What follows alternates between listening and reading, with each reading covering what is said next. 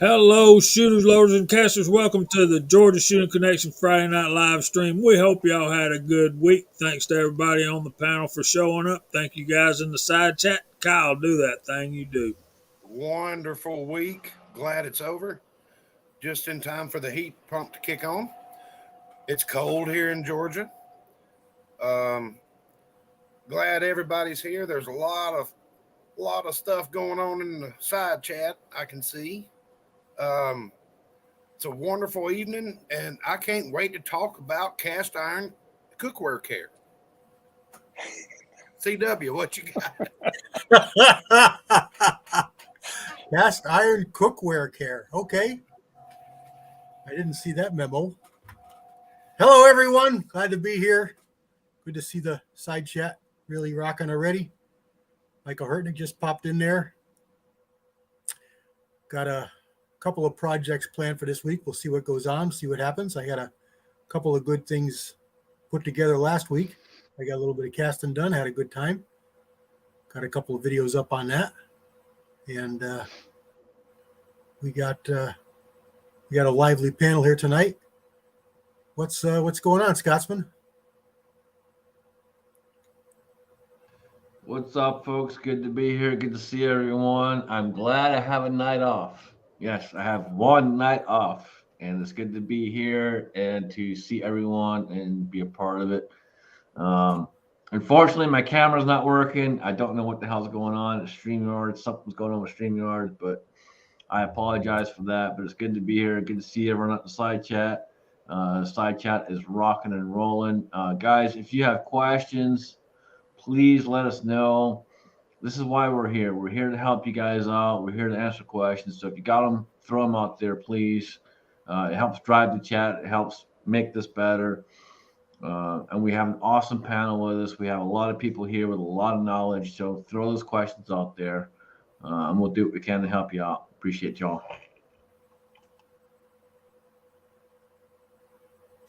I'm going to go with water. All right. Howdy, folks. Good to see everybody over there in the side chat. We're rocking and rolling over there already with more than 30 participants, and we're just getting started, so that's good.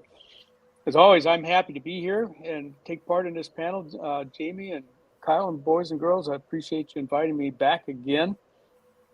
And this week, what have I got going on? I got a couple videos up. My new channel is growing slowly, but we're getting there. And I put out a couple videos this week already. And let's see what else. I was doing some 45 ACP loading today. I got 100 rounds there. When we're done here, I'm going to go load another 100 because it doesn't take long to blast through those things. And I got a new firearm that came home with me yesterday. And so working on video with that. That'll probably come up Sunday after I get a chance to go shoot it. She's a pretty one. Yeah, it is. Hey. Came from these guys.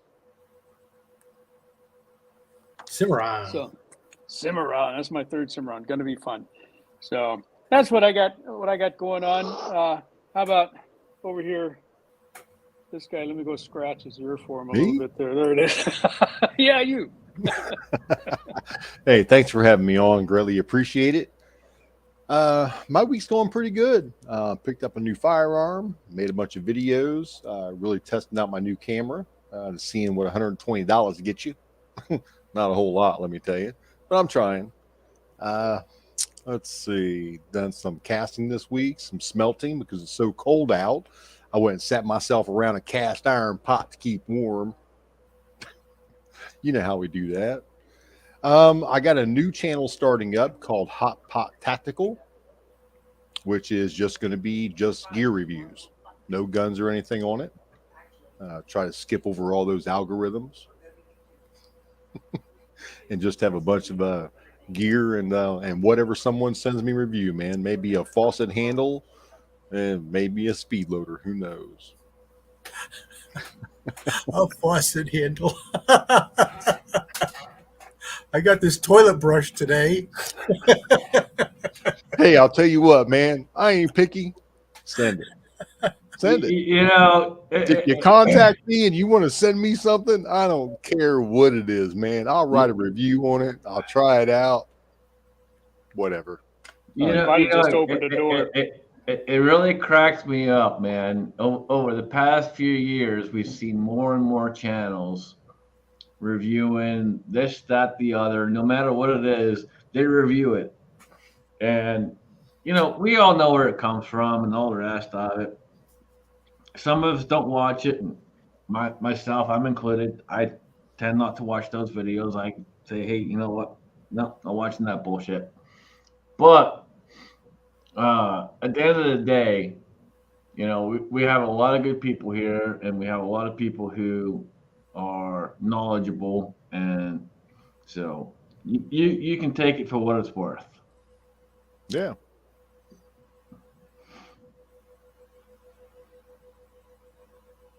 I like Gene. Gene's not a good guy. He's a knowledgeable guy, but at the end of the day, I don't watch those Chinese videos. I just don't. I'm sorry, I don't. Well, I kind of figure since 98% of everything in my house comes from the CA China company. If I don't like it, I throw it on eBay. Yep. No, it's nothing against you. It's the same with Chris, and the same with many other folks. I don't watch it. I'm sorry, I don't. Nah, that's cool. I get tired of it because I think we need to be really pushing more of the American product, the American made product, and be pushing the fact that we need to be here, this country. We have to be. And unfortunately, we're not. And there's a lot of things that are causing issues, and majority of it is it's just not here. It's all over there. We're not getting into politics. I'll ignore the politics. I'm sorry, Jamie. I just want to say, and we'll say hey to Chris right after this, but the only thing better than homemade vegetable beef soup for dinner is homemade vegetable beef soup for dinner with cornbread.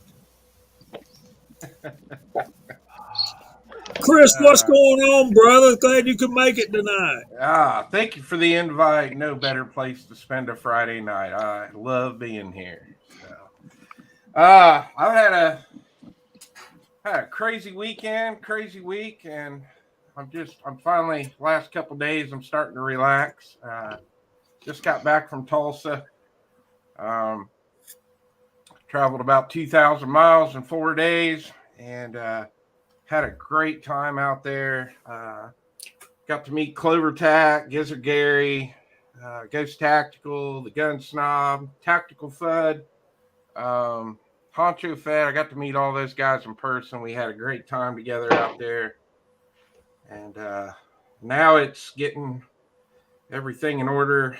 And hopefully I'm going to SHOT Show. It looks like I'm going to be able to go, but I got a lot to do. So the wife's building a website for me right now because that's one of the requirements. And I got to fill out a bunch of paperwork. But yeah, it's been fun. That was Tulsa was awesome. So, but thanks again for the invite. Glad to be here. You're muted, Jamie. I was trying to be polite. It's always an honor and a pleasure to have you with us, brother.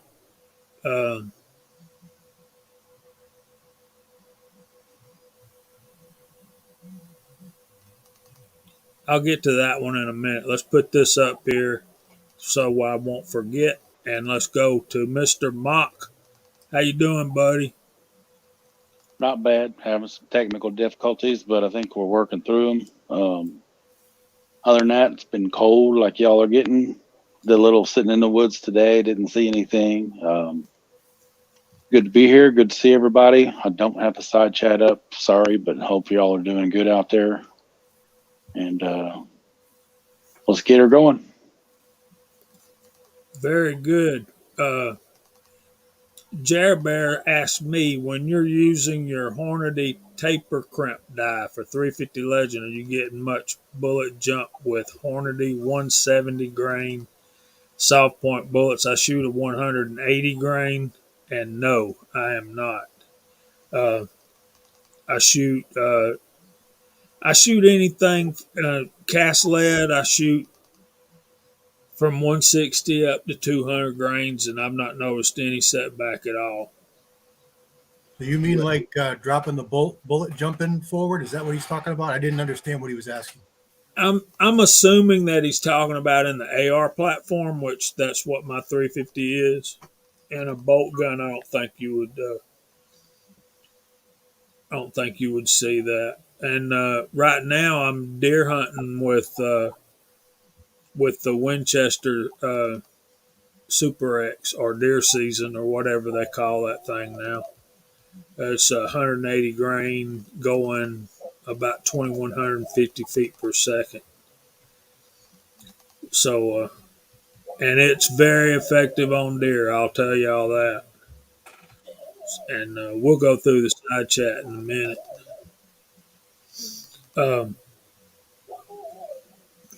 I was getting hungry watching what everybody was having for supper until we got to Mark Thomas, Mark with a C, clam chowder and pizza. For real? Is that a thing? I've had clam pizza.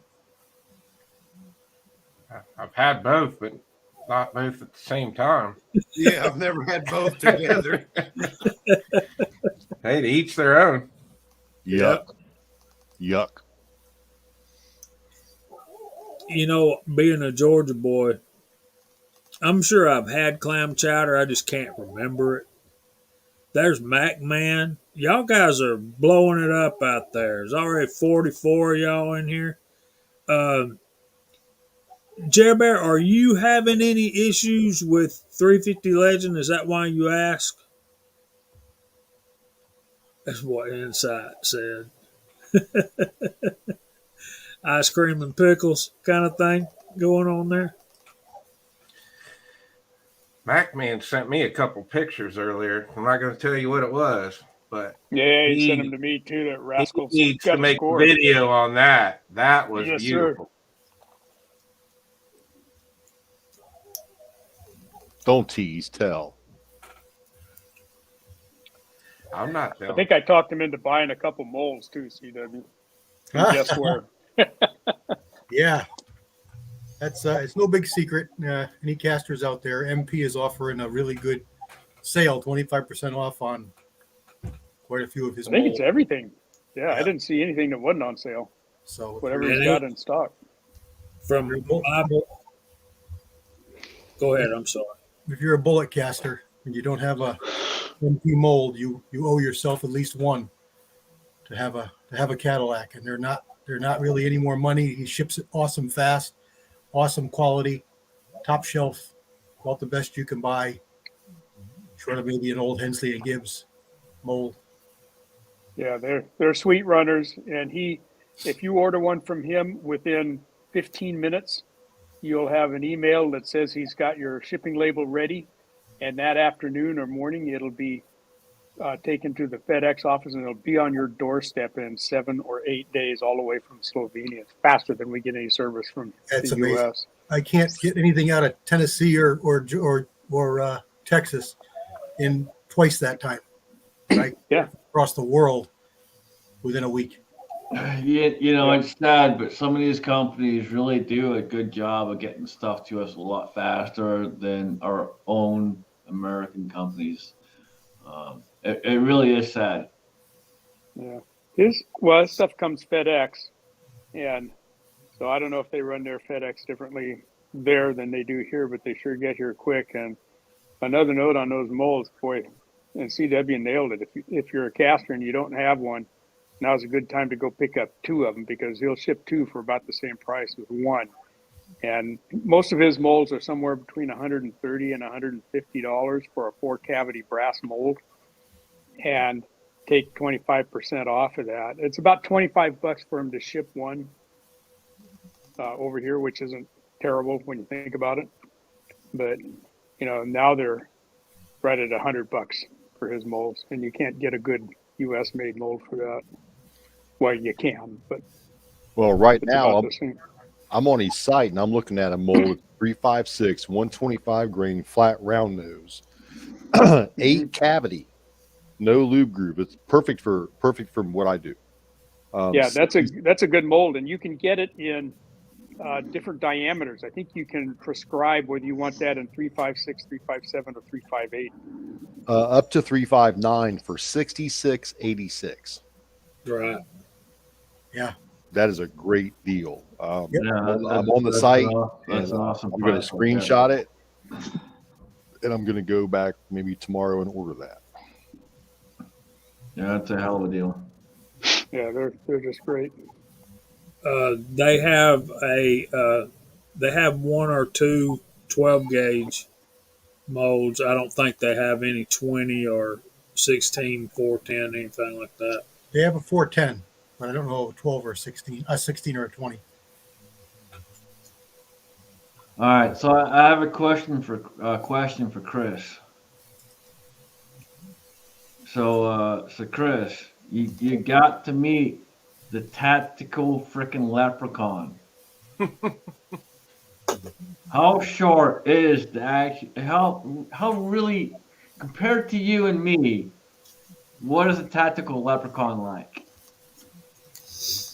You mean like his personality, or how tall is he when he's next to me? How short is he compared to me and you? Oh, he's short. I could probably share a picture if you guys want to see one. What about to me? So I'm 5'11", 6 foot with my shoes on. He's probably shorter than you. Well, he's got to be. Me and Chris are about the same height. Yeah, I knew he would. Everybody had told me before I went out there, like, you're going to be towering over everybody there. So, except for Snob, Gun Snobs, and I are he's close to the same height. But Twice the width, though. Snob, no, he's not that big. Mr. Leverguns 50. I think NOE would make you one. I think Arsenal would probably make you one. There's a lot of companies out there that will make custom molds. MP will probably make you one, and you'll probably get a quicker turnaround from him, even though he's in Slovenia. Is that Slovakia, whatever? Depending on what you want, if you ask 6-shooter Texan, he might make you one too. And but there's plenty of companies out there that make custom molds. Almost all of these, I mean, even Lee will make it. No telling how long the turnaround will be from Lee. But back to the original question from Jerbear, he's saying that he gets 12 to 15 thousandths jump after chambering a reloaded round. That sounds like you're getting into the lands and grooves, Jerbear. It sounds like almost like your cartridge overall length is too long to begin with. Yeah, you got to be careful there. Yeah, something's going on to have that kind of jump. You getting the lube out of your necks? What dyes are you using? You may have faulty dyes.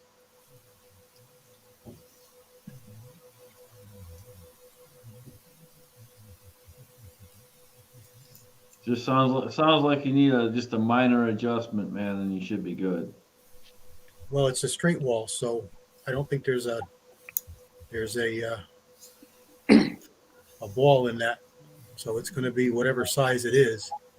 It sounds to me when that thing's slamming into battery that it's inertia's carrying the bullet out a little bit farther. A neck tension issue.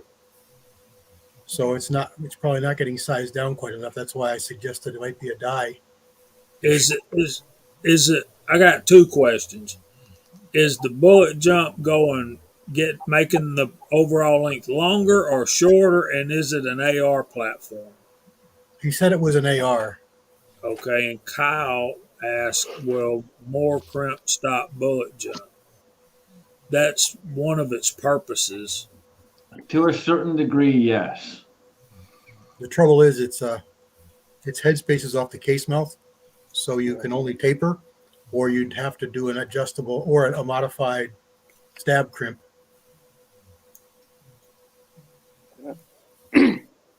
Yeah, I'm just thinking his bullets sized a little too small for the sizing ball. on his die is a little bit too big. Yep. There's Sharonda. Sharonda, get your butt in here. I got that picture you can share now, Jamie, if Scotsman wants to see it. It's up on the down there. Yeah, absolutely, man. Show it.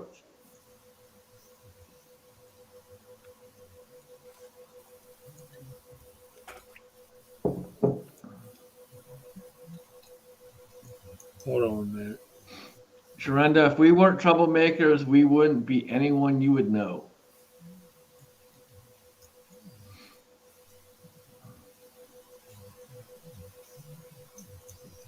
Oh, yeah. There we go. Yep, yep.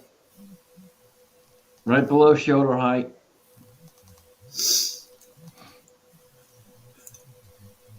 I think he's stretching up in the picture. He's trying to stand taller. You can tell. He is. He's up on his tippy toes. He probably is. Look at that damn gut, dude. He's got a big gut going on, too. And typical Irishman. He's a cool guy, man. We had a good time. You know, when I first got into YouTube and got into this and talking to many folks,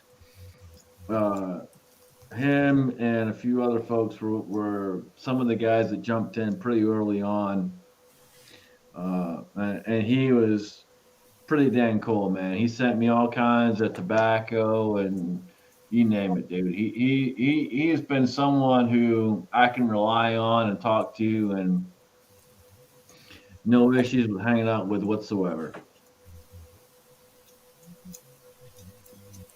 Yeah, he's always helping me out with stuff. I got a question, I'll give him a call or a text, and he's right there.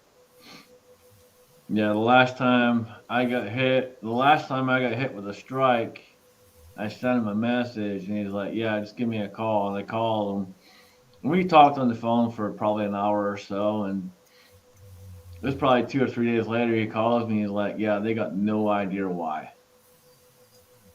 I'm like, "How does that make any sense?" He's like, "I don't know." So none of the people in charge have any idea why I got a strike, but I got a strike. Yeah. That's. And unfortunately, it hits a lot of us that way. all right, here's the thing about 350 Legend and cast bullets. You're going to have to slug your barrel. You got to, and you've also got to make sure they're chambered, and that's why dummy rounds are so important in 350 Legend, because when they first came out, the chambers were all over the place. Jamie, can I give a slight piece of advice on doing that with your barrel? No, not right now. I will if I can find them right here handy. What you need are fishing weights, but make sure they're not zinc. I got some somewhere. Anyway, Here's what you need to know, folks. Make sure it's soft. Very, very, very soft lead. so if Lever Guns 50 is still out there, there's your link to accurate molds from Reloader 762. And I'm sure they have a place on the website to request a mold, custom mold. You'll just have to have the specifications that you want. And we were talking about 350 Legend, right? Yep. The thing about the 350 Legend is those chambers, like I said, were all over. And when they first came out, you got to make sure that you got to make sure that your brass is not getting up into the free bore or getting into the rifling, which will cause a lot of weird stuff. And I've got the 3-die set, Jer Bear. Let me put that up there. I got the 3-die set, but I also have the Hornady taper crimp die. So might as well say I got the 4-die set. One of the biggest things, and it doesn't matter what you're doing, guys, when it comes to what we do as reloaders, casters, all of that, is make a dummy round. It doesn't matter what you're doing. It doesn't matter the cartridge, doesn't matter the gun, whatsoever. You have to do a dummy round. You have to. And it comes into play so many times when we deal with this, and this is where like Jerber's at. Jerber's dealing with some issues. Getting that dummy round is going to help you. It's going to get you a lot farther ahead, faster than trying to go ahead and just run the cartridge and hope that it works. Take your time, step back for a minute, set up a dummy round, check it, do the barrel drop, the whole 9 yards, and you'll be better off. Bye, Sharonda. I guess she's already gone by now. There's Hi Boy. What's going on?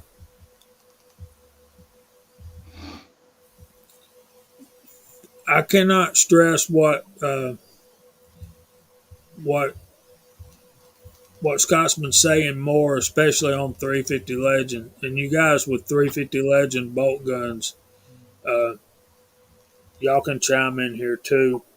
But mine's AR, and it's persnickety, and it's kind of scary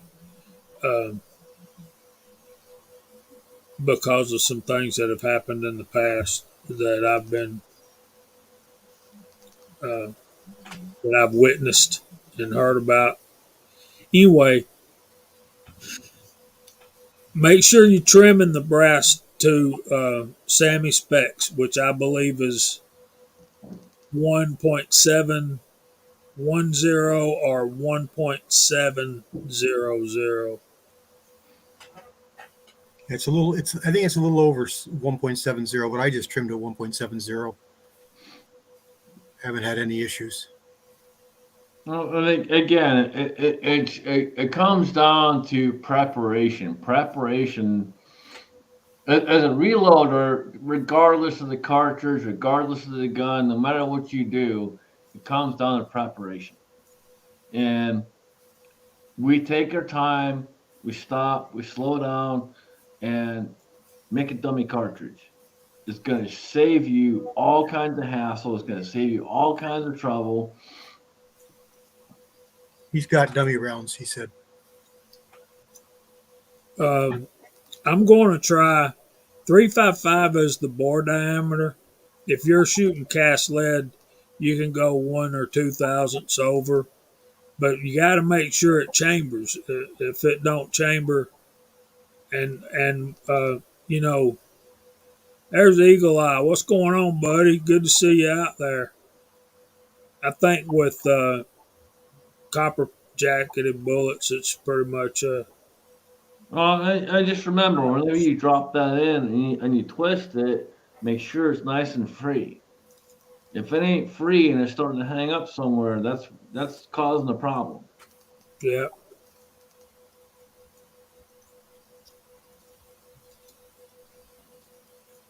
Also, you can check the dimension on that bullet because there was a lot of nonsense with that caliber with diameters. It depends on who you read as to what the diameter is. When we know what it is today, but in the beginning, it was all over the map. And there's some bullets that are 354, and some are up 356. So measure those Hornady bullets and see what that batch is running. They may be running a little small, and that combined with a die that's not sizing down quite as far as it could be enough to cause your issues. Yeah, you John, can adjust your taper crimp a little more, but it sounds like there's something else going on there. I misspoke earlier. My die set for 350 Legend is a Lee, and I remember not wanting to use the Lee factory crimp die. And one of you guys sent me that Hornady, and I think I remember who it is, but I wouldn't want to.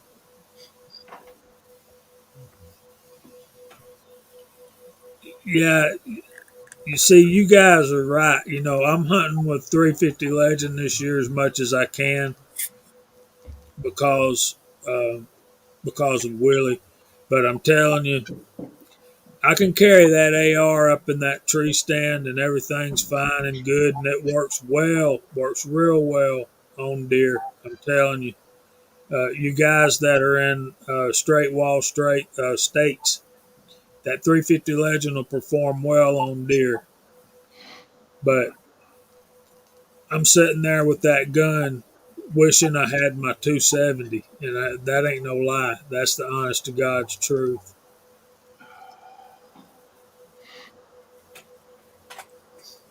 So, It's kind of funny how things happen and things occurred and so on and so forth. But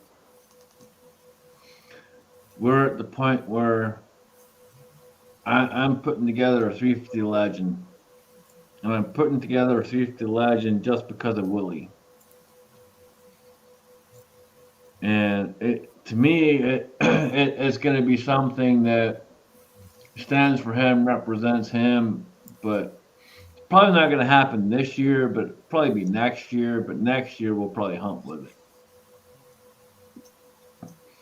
But we will figure out the load. We will figure out the correct bullet and so on and so forth. But there's a lot to it when it comes to 350 Legend. 350 Legend is not an easy caliber to figure out and to work with. A lot of folks figure they're going to build this rifle real quick, walk outside, shoot it, blah, blah, blah. It ain't going to happen that way. There's a lot to getting the 350 Legend to work right and to run right and be right.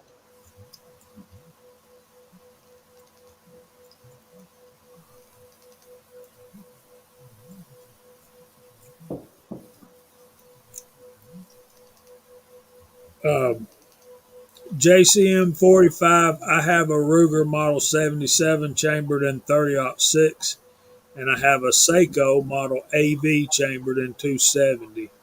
Of the two of them, I prefer the Seiko. I like the 270. I love 30-06. I'm like Honey Creek. 270 all day, 30-06.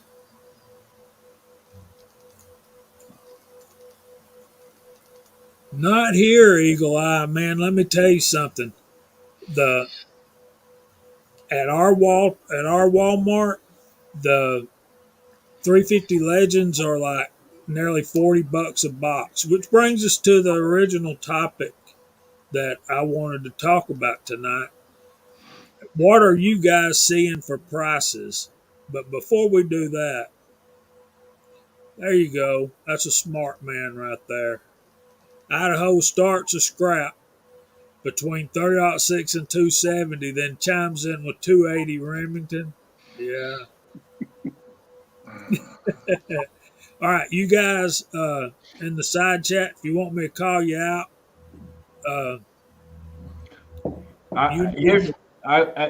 So you want to be called out, type in inflation. no, that's too hard to spell. I'll misspell it. Oh, come on. No, type in 30-06, 350 Legend, or 270. So 30 Oh, you're too nice, Jamie. You're too damn nice. I know, man, but I would.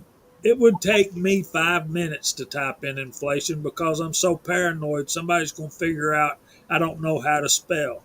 Yeah, but that's the funny part. Come on. We got to get a laugh somewhere. I'm telling you what, these guys are on the ball tonight. All right, we got Walks Fletcher. His 270 is a 48-year-old Remington 700. I got a story about that later too. Chris 338 uses God's caliber 308. Six shooter Texan 30-06. Johnny 1982. I'm sorry. Hold on. Can I stop you for a second? No, You did. God's caliber 308. I'm sorry. I'm pretty sure God's caliber was 44 Magnum. God's caliber is a lightning bolt. Y'all need to be careful. God's caliber will knock you on your ass. All right, so let's start over. I'm lost. Uh, so Kenny has the 350 Legend revolver. I bet that's fun. And Jerry Bear will get you some more information about that uh, here in a minute or two. Because I know CW loads 350 Legend as well. So we got Eagle Eye out there, Tommy Boy's out there, Walks Fletcher, Chris 338, six shooter Texan, Johnny 1982, Vallejo 30-06, Paul Loud 30-06, Tommy Boy 243 Winchester, JCM 270, Gun Toting Pacifist 270.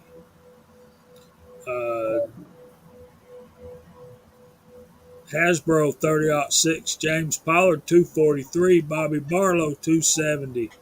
Reloader 762 is 7.62 by 54R, and that ain't wrong either, brother.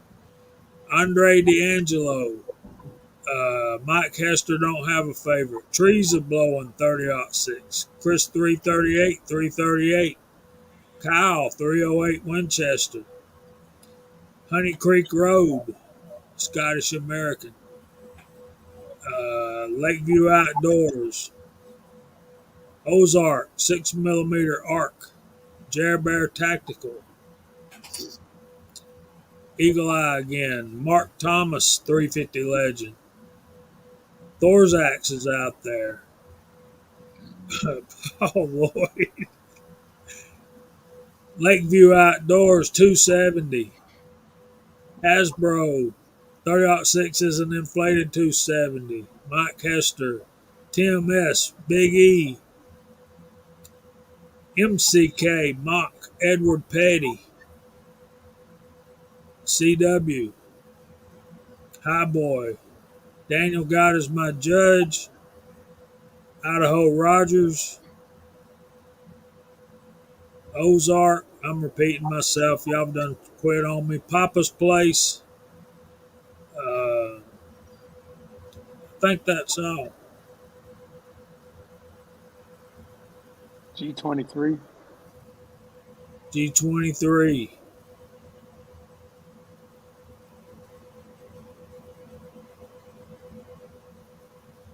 Daniel God is my judge said 270. What is the question? 30-06, 270, or 350 Legend, G? Tommy Boy. Basically, what's your favorite deer hunting cartridge? I take that's Kyle right there, 308 Winchester. And I think we're caught up. No. There's Ocean 374. What's up, Julio? John's hand loading. Am I done with this yet? I feel like I'm repeating myself. Thorzak said 280 Remington. G. Pishner says 270. Todd says 300 Win Mag. G23 3030. Harm says 243. Johnny 1982, my favorite deer cartridge is 35 Remington. That's a familiar thing around here. John's hand loading. All right, so we got a lot of folks out there. 44 Automag or 45 Colt? 45 Colt. Colt.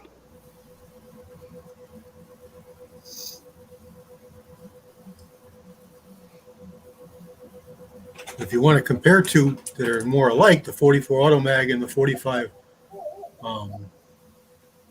Magnum there. What's it? The Kodiak. What's it called? The 45 Auto Long.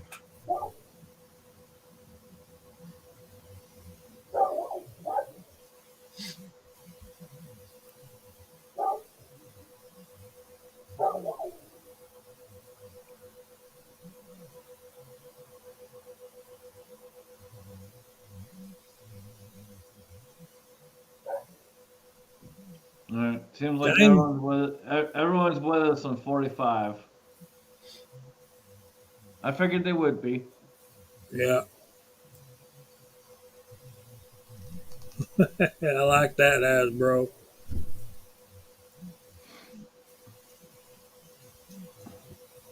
It ain't better than the fucking puppet we got. What happened to Walter?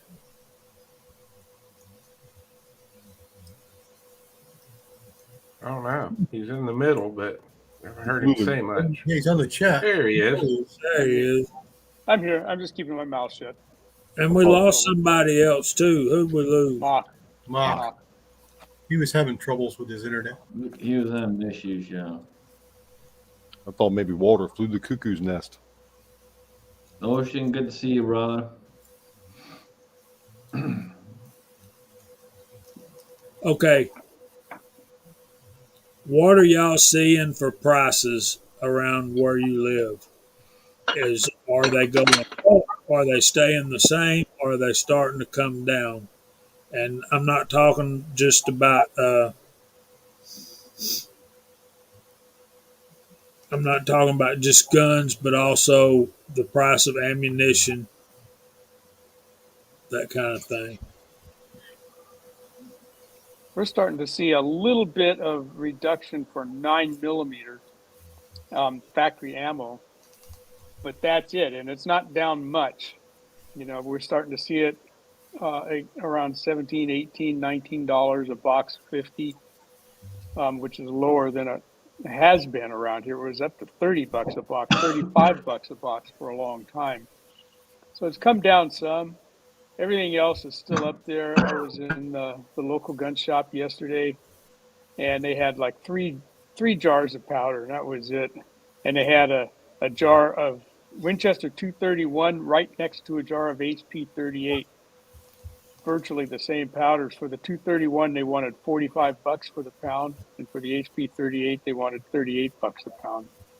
So that's still almost double what that stuff used to be, 4 or 5 years ago. I can kind of understand where Kenny's coming from. I'm a 44 mag guy. I love 44 mag all day long. The Keith mold is an awesome mold, and I'll tell you, if you have a 44 mag, that will run lights out all day, every day. You really gotta do something stupid to make it wrong, where it ain't running right.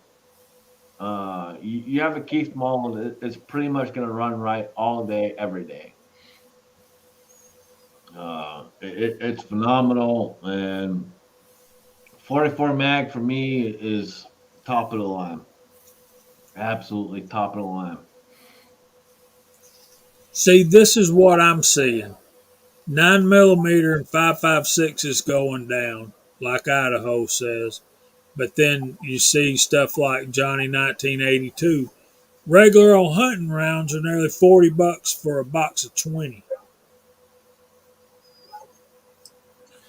If you got a Rural King around you, up until their Black Friday sales are already started, they're selling their CCI Blazer right now for, this is 9mm, for $13.94 a box. Yeah.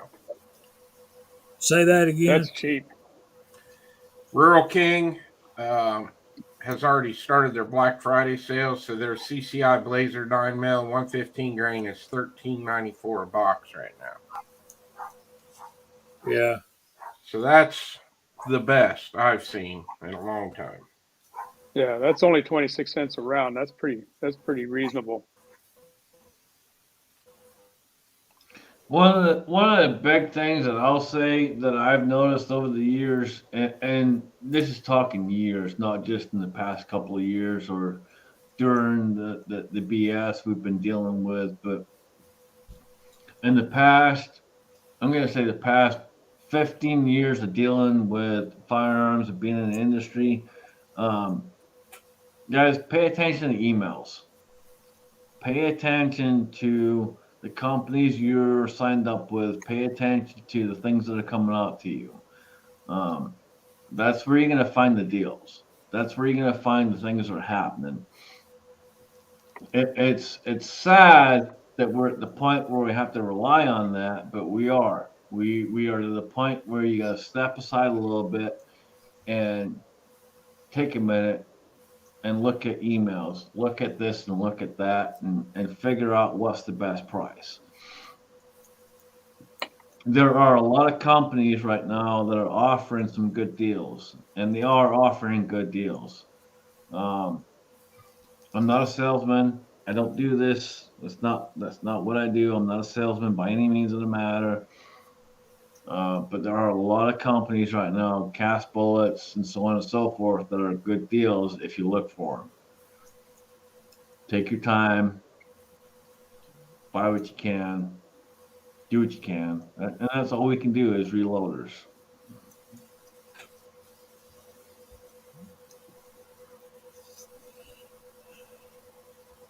Yeah, I've seen a couple comments about 44 special, which is unobtainable. There's Mig. What's up, brother? Don't work too hard, man. So, yeah. I see 44 special ammunition at my local gun store, but I mean, I don't pay attention to the price because I don't buy it. Well, I was fortunate enough to pick up another 100 rounds of brass the other day, Starline brass. And Jared Bear Tactical talking about reloading 350 Legend and Starline brass. I got 250 pieces of that back a month or so ago, and I haven't even processed that out. Maybe that's something we need to talk about. What do you guys do with brand new brass? I size it and trim it before I even load it. Size it, trim it, clean it. It depends on what type of brass it is, whether it's shouldered or straight walled. I generally just run it through a wet tumbler for about 5 minutes and then dry it out just to get any manufacturing grease off of it. And I'll check two or three of them randomly, and I've never had to trim it.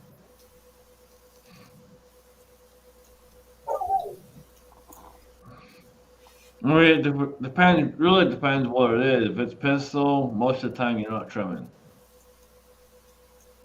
Pistol, most of the time you're just sizing and getting it ready and rocking it out and bag it and go to town. For new handgun brass, as Scotsman said, almost never needs to be trimmed, but frequently does really need to be sized. And since I'm loading a lot of cast bullets, I also chamfer the inside of the case mouth and then deburr the outside as well. And I may or may not do the primer pockets. Sometimes I'll do that too. I'll check them, and if they're tight, then I might uniform the primer pockets as well on brand new brass.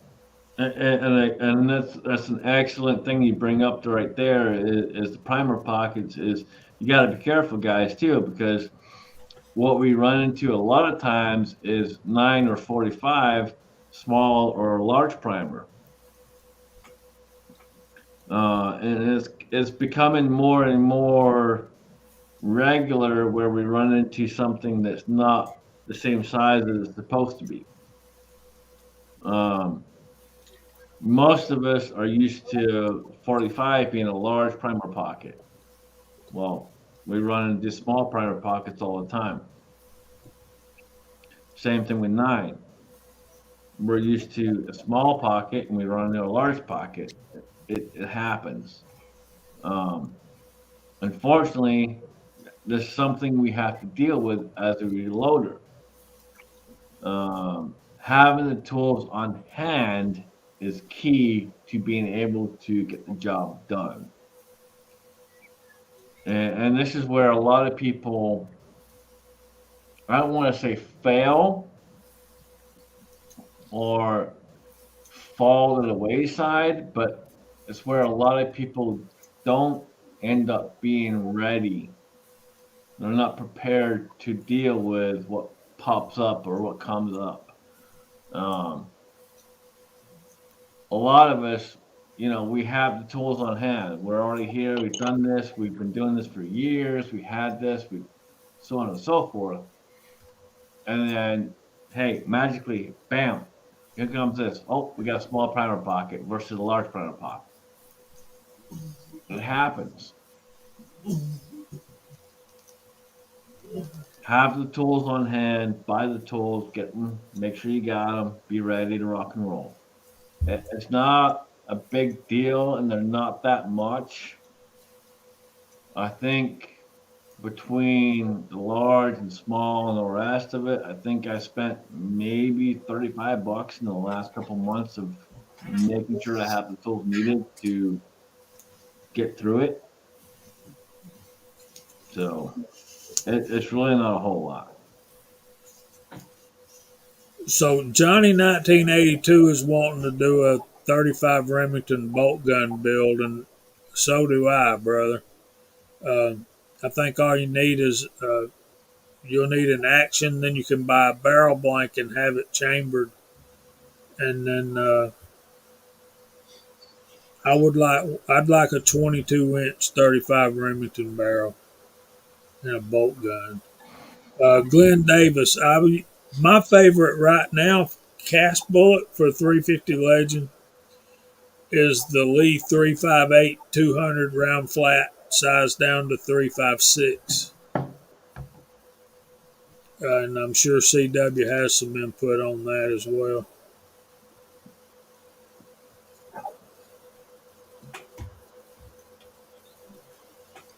Sorry, I'm chatting the side chat. That was your cue. I didn't follow what you're saying. I'm sorry. I was deep in thought. And that's another good one, which is basically the same bullet, just slight difference. The Lee 358 200 grain round flat, and that bullet right there is very, very similar.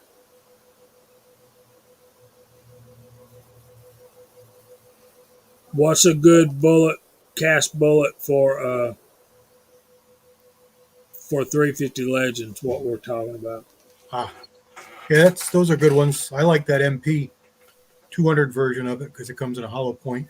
But there's a bunch really. You can use most of the 357 bullets. I like the heavier ones. You just size them down a little bit, whatever fits in your chamber. That's the key to the whole dilemma that some of them are having with that is you got to measure the outside of that round and make sure it's going to fit in that free bore. That's a good one right there. Yep. Yeah, they made a 175 and a 195, and they're both nice bullets. I think, and CW did a video on this in the last day or so, but a lot of people are asking about bullet weight versus load versus this versus that.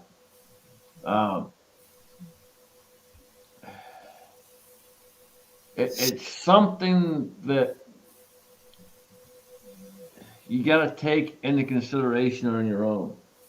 And I hate saying that because it's not, when you first start out, it's not an easy thing to do.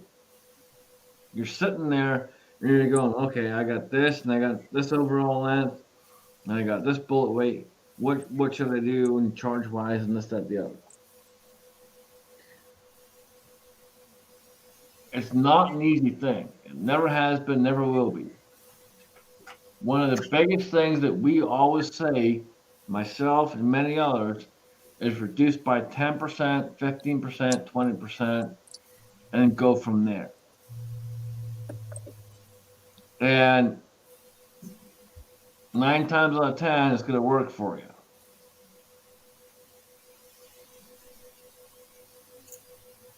I've never had an issue.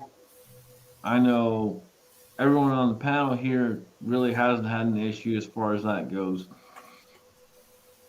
But you guys step back and take the time and figure it out for yourself. It's not easy. It's not. It really is not. And it's not a hard thing per se, but it's hard in regards to understanding the science behind it, the science and the, I hate saying the science behind it too. Damn it. That's a terrible word for it. Terrible analogy. But when you really break it down, it's when you can take the time and you figure out the things for yourself, that's where the difference comes into play. Yeah, that's when you're going to remember it the best. All right, so let's talk about the dilemma. We got Johnny 1982 in here.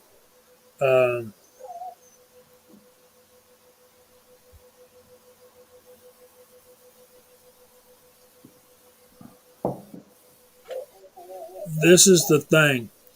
You've got 350 Legend, which is small. It'll go on an AR platform.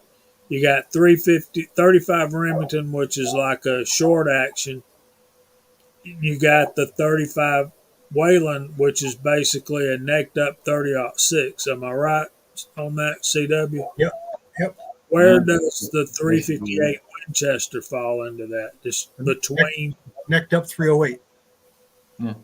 Yep. Okay, so it's going to be just a little bit bigger than the 35 Remington, a little bit longer, a little bit better case life, the case fill. It's a tiny bit bigger, but it's loaded to higher pressure, so it's got more velocity and energy. It's got a little bit more ass behind it. And then there's the 356. It's a rimmed version. 358.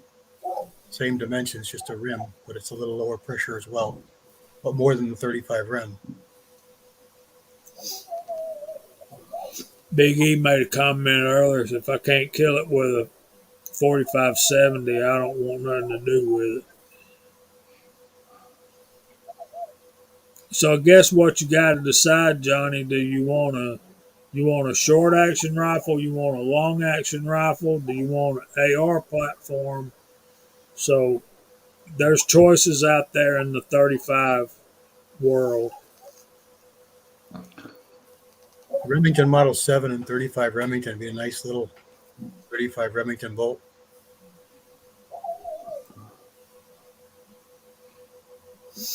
A lot of it falls down into what you're capable of, what you're able to afford, and so on and so forth. But at the end of the day, if you really want to push the realm, if you really want to push this, that, the other, and you want to get into certain calibers, then you're going to make it happen. I'm going to go check that out, Tommy boy. We talked about his bullet design a little. Okay. I have we've talked about that in recent episodes. The Tommy Boy designed that bullet, so I'm gonna go check that out for sure. All right. JCM 45 said, I developed some of the best loads but just by experimenting and happened it with components that I happen to have on hand at the time. Yeah, and that's sometimes that's how it goes, man. You never know. You really don't know until you spend the time, you invest in it, and that's the thing. It's investing in it. When it comes to reloading, and this is where a lot of people fail. People fail because they're not willing to or acceptable of the fact that they have to invest their time. Um, They give up too quick.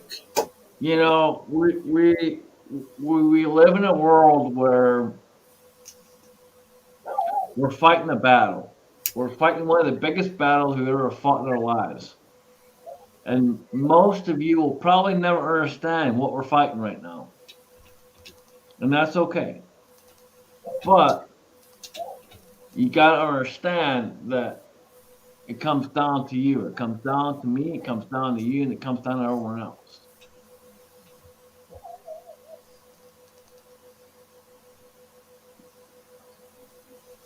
So I got to go get a water, but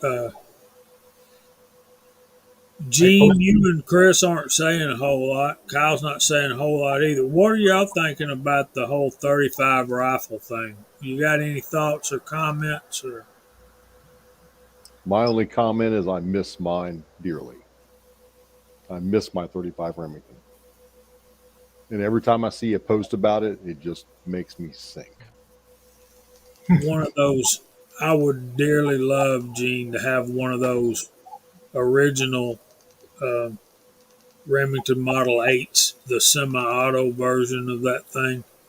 And what was the other? The PA reloader got to go. Say Good night. goodnight. Night, PA. Night. Good night, PA Reloader. Good to have you here. There is a good option for you, Johnny. You can have a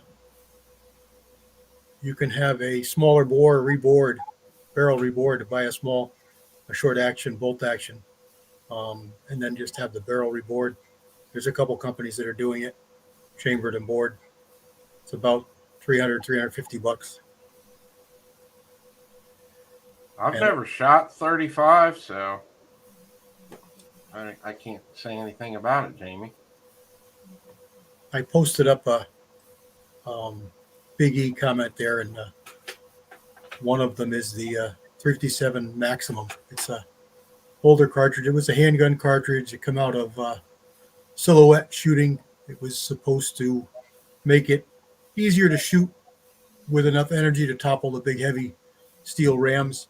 The 44 Magnum could do it, but the 357 Magnum was a little taxed. You had to hit it really high on the ram, and it made for a smaller target. So the Maximum gave you better ballistics, more power, and less recoil in the 44 Magnum, so it could knock the rams over, and that's where its roots lie. But you put that in a carbine single shot like a H&R or one of the newer ones, and it's a really nice caliber. It's right there behind the 35 Rem in ballistics.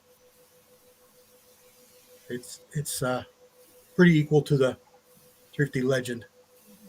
Of course, it just isn't friendly in semi-autos, being a rimmed case. But it's been around longer. It's got a good history. It's just a little more of a niche caliber. But its proper diameter is 357. Most of the places around here, you're not going to get more than a 100-yard shot. And you cannot beat a 35 Remington at 100 yards. I find it really hard. I mean, a 30-06 is overkill. A 270 is overkill. I've shot deer with a 270, and the deer didn't even know they were shot. They'd take off running 200 yards, bullet go right through them because it's going so fast. because it's at such close range. But a 35 Remington, most of them just drop right there. That's what happened with me last Thursday with that 350 Legend. That deer bullet hit, and she hit the ground. That was it. All right. Let me go get a water and I'll be right back.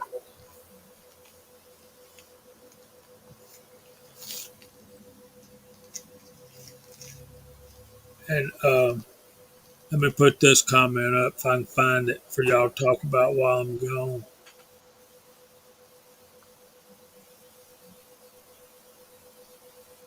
CW, there's one for you. Walks was referring to you. Yeah, I commented, well, it doesn't make a difference. It's close enough that it doesn't make a difference. But it is smaller, yes.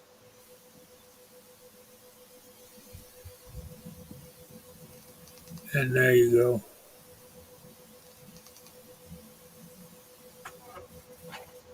Yeah, I hadn't been saying a whole lot because I don't even shoot a 350 Legend. Don't even own one.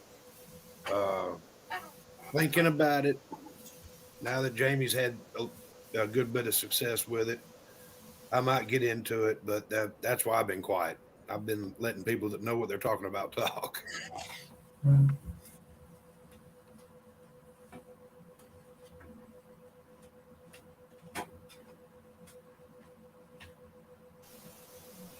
That's a lot of money to get in a custom rifle.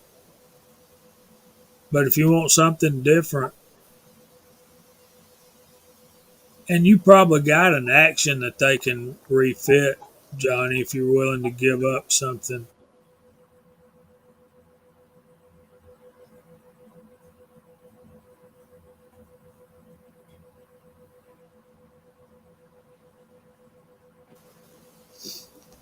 Yeah, the only 350 Legend I've ever shot is Jamie's. It's just a round, but I'm not a hunter, so it's just a round that doesn't interest me. I mean, it was fun to shoot. Don't get me wrong. Anything's fun to shoot, but I just don't know a whole lot about it. The attraction there is that you can do it in an AR platform. It's legal in the straight wall states, and you've got close to 350, 35 Remington ballistics. You're running a 180 to 200 grain bullet out to about 21, 2250, somewhere at tops, at the top end, with a little bit lighter bullet. But it's incredibly effective on deer, and especially 100 yards and in. Um, and it has similar characteristics to like your 35 Remington in that the it's it's kind of a it kind of goes through the brush very well, as opposed to like a 270 would hit a twig and go any number of directions. Yeah, I'd say the 350 Legend is probably the most popular caliber now here in Ohio for the deer hunters. I've shot it. I don't own one. I bought my 450 Bushmaster before the 350 Legend came out, but I would say it's probably by now it's the most popular. I mean, I see brass laying at the range for it, and it's definitely popular here in Ohio since we have to use straight wall.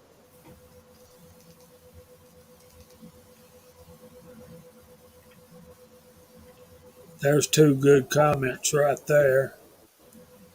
Wilson Yeah, that's Combat. quite a deal. Yeah. That's quite a deal. Then Walk says you can make 35 Remington out of a short action 223. Yep. And there's a company out there that will rechamber and rebore your barrel. Like say you got a well, 30-06, whatever. Well, probably not a 30-06, but if you got a gun with a shot out barrel and a smaller caliber, they'll ream it out and redo the rifling in it. And I used to have that on my, can't remember the name of the place.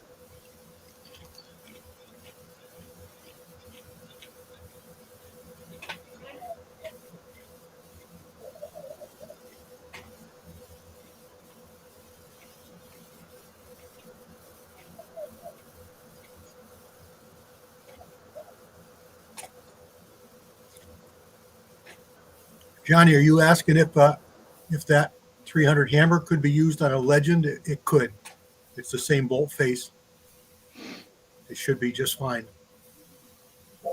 Yes. There's all kinds of companies out there that can rebarrel for you and do this and do that. The biggest thing when it comes to something like that is just making sure that you, again, do it dummy wrong and get things sized up right and make sure everything works. Johnny 1982, I'm telling you, man, those Ruger Americans, $400 rifle, and they just shoot. They do. They just shoot.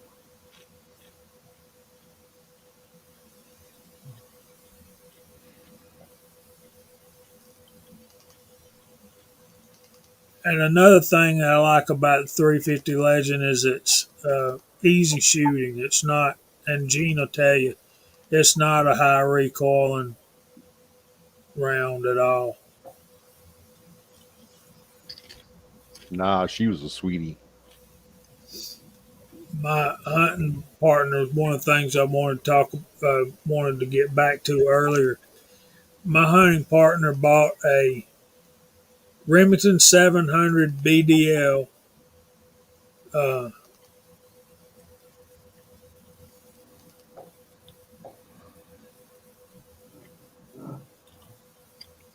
chambered in 30-06 left-handed, and he bought it not long after he got married. And he's been hunting with that same rifle for 35 years, and he shot my AR-15 350 Legend, and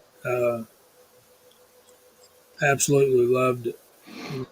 Talked about what a sweet shooter it was, and it shoots well. It does what it's supposed to, and yeah, they are persnickety when you're learning to reload for them.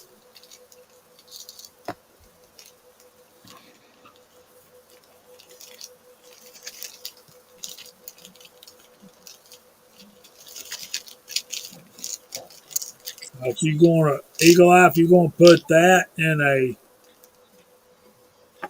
you're going to put a straight wall and a revolver, it's going to have to be a rimmed case, don't you think? Now, they make chambers with headspace off of the mouth now.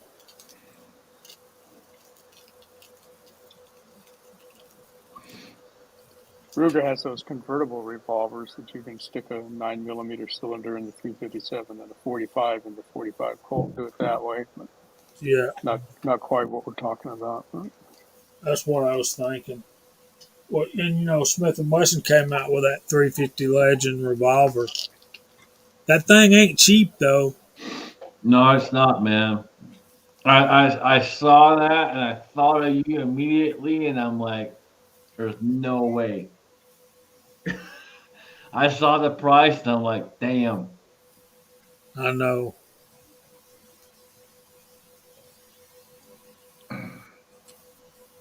There you go, 6-shooter. All right, you guys carry on. Talk. Do not leave me in dead air. I got to go get a drink. My mouth is starting to stick together.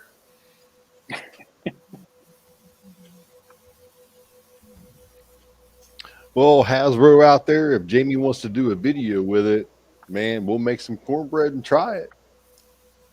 See how much cornbread. My we can guess chew would be through. all of it. Go That's through all my, of it. my thinking. All Well, of it. yeah, but that's you're guessing. So now this will have to be come to fruition now. Yeah, no, we have to have a video. If it ain't on video, it didn't happen. Yeah. So when we all meet up next year down at Dead Zero, everybody's got to bring a pan of cornbread. Then we'll line them all up, and we'll use Jamie's 350 to shoot the cornbread. Well, it's gonna have to be more than cornbread. Cornbread ain't gonna cut it. Speaking of that, is this gonna happen? Are we gonna do this meetup? I would like We're to. I'm down. Unless you're stuck in your own zone, yeah, it's gonna happen, dude. We can call it the Cornbread Festival. Yes.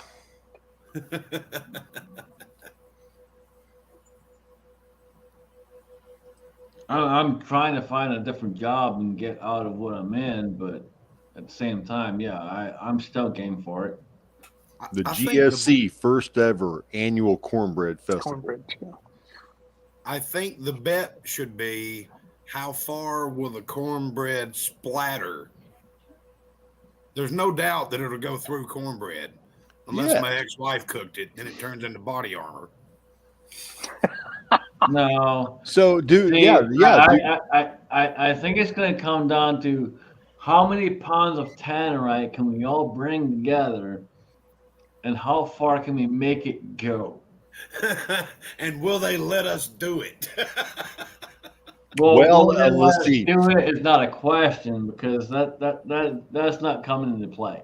That would be the last thing that would happen after all the cars are packed up and warming up. And we can do it at 1,000 yards. Once the trigger's pulled, it's over. Oh, sorry, was that not allowed? Whoops, was that us? My bad. That's when you turn around and look at the SRO and go, what the hell just happened? Whoopsie. Did I do that? Oh, goodness. We could always do it at the hotel. They got a pretty long parking lot. Put it all at the other end. There, Kyle. Didn't I hear that? I don't care. I'll fucking shit it in town. I don't give a shit. Let's do it. Do it. I don't know if we should be broadcasting this conversation. We're going to be sitting back with our cameras on Zoom watching him do it. Jamie is never going to leave this chat unattended again. That's what he gets. That's what he gets.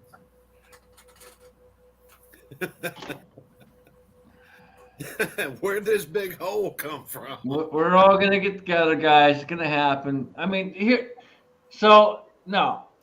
The big thing that needs to happen that we haven't had happen yet, that needs to happen, is we have all of these powder measures from Lee, and they're all going to blow up. Scales, yeah, scales too. Yeah, that's what I'm talking about. I've got the place to do it, but we're going to have to wait until all the hunting seasons are over. So, folks, be ready. It's coming. We've talked about it. We've lacked on it, and we have lacked on it, and we apologize for that. But we have lacked on it, but it's coming. We're going to blow these things up, and there will be a winner. Tim S., if we do this, we're going to be doing it at Dead Zero in Tennessee. I don't know about blowing up the powder measures, but no, we talked to them. We were down there last time about getting an entire group together and maybe taking the range for a couple of days. And they said absolutely they host events. Sweet. So it's just a matter of getting the dates down and then starting to put it out there. They did that for us before. So it's just kind of figuring it out and getting enough people together.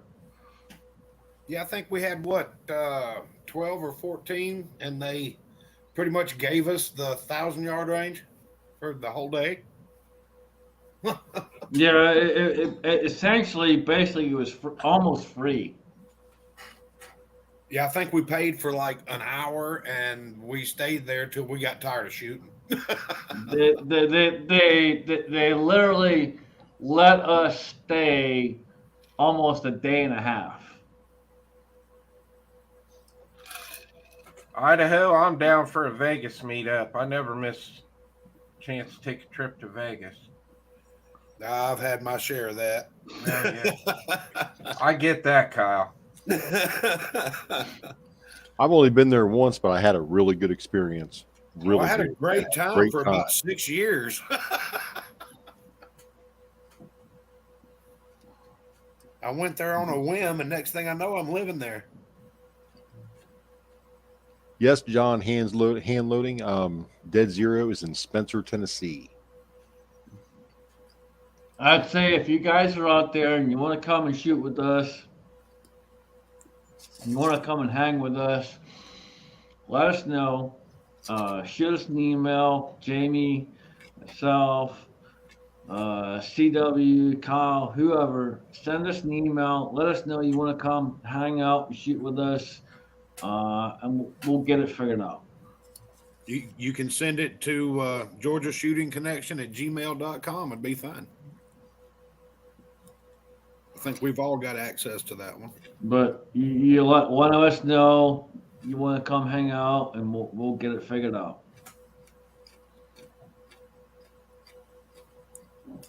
I'll tell you, that was a great weekend.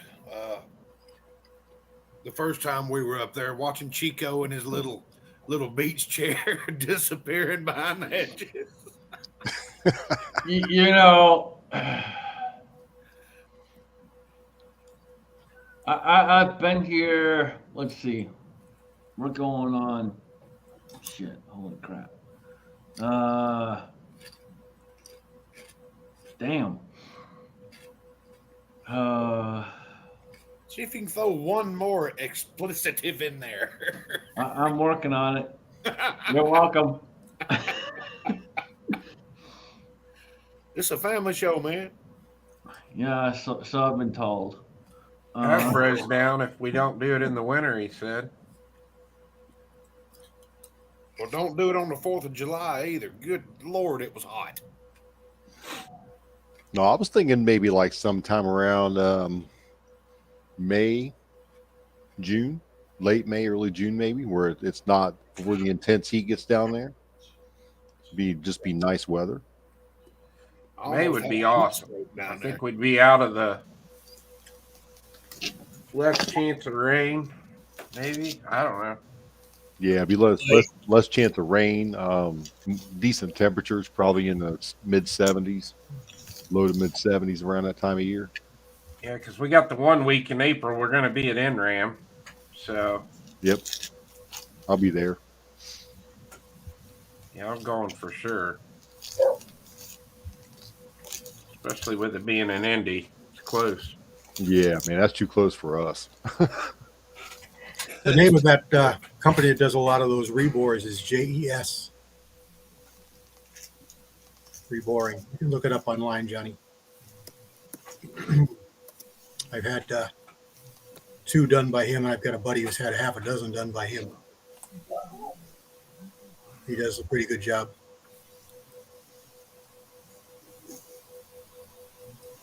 GGW says it's already in the 90s and 100s here in May or June. Is he from Tennessee? I'm guessing so. Well, the thing about where Spencer is the elevation.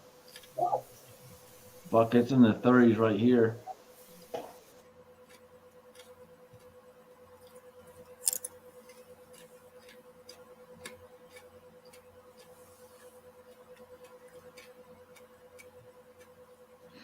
Yeah, the temperature dropped from right around Chattanooga to when we got up to Spencer. It dropped what, Jamie? About 25 degrees.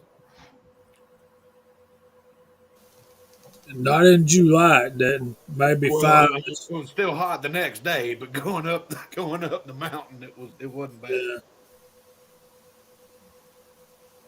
So Tim S, basically you go to Nashville, turn right, and then about 2 more hours you're there.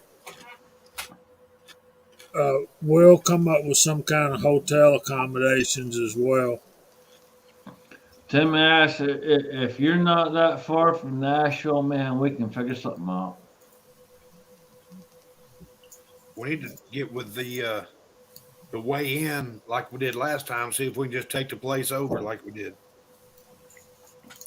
That would be the most economical route, maybe, but I'm kind of leaning toward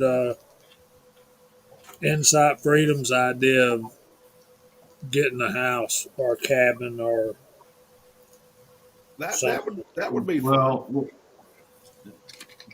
Well, basically off air, we can make it happen. Listen, It was, Jamie, I'll give you a call and go over a little bit of it, and we'll talk to Scotsman and Yeah, see if we can can we figure can it get all out. this together. What was funny is we did the Friday night live stream from the hotel, and everybody was jumping from room to room to room to room, and somebody in the side chat finally said, "Wait a minute, are y'all at the same place?" We had 243 outdoors in the parking lot. Me and Jamie were in one room. Chico and Scotsman were in another, and Nathan kept going from room to room, and so was Mark. Wait a minute. That was funny. No, we can make it happen, man. Wasn't it good to have Nathan on last week? It It was. was, dude. I wish he was here now. I do too. I thought we had a Nathan sighting earlier. No, we didn't. I wish we did.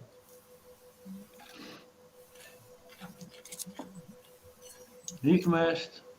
Whether he believes or not, he's missed. He is. Well, I think one of the mix up is somewhere along the way he stopped getting the links I was sending him. And of course, he had stopped being on with us regular at that point. No, like last week, I didn't get a link from you last week either. You had to send it to me 3 times before I got it. I know, and that's Yahoo talking to trying to converse with Gmail. Is all that is. So if y'all guys noticed tonight, I sent y'all all the link from my Gmail address to make sure you got the link. Yeah, I noticed it looked different. There's James Pugh out there. What's up, brother? As soon as I get a chance, man, and I got some time off coming up for the holidays, if I can stay out of the woods long enough, I'll cast you up some 35 Remington bullets and send them that way.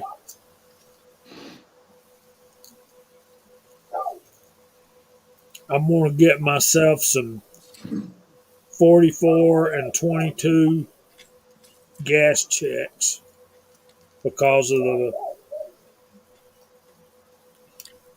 a video CW put out last week.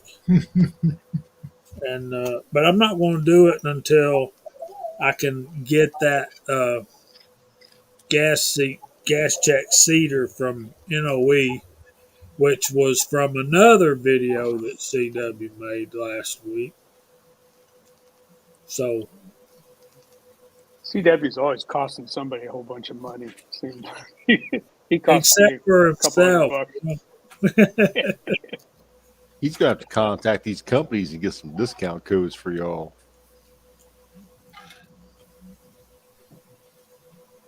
He is the company. He's already got everything.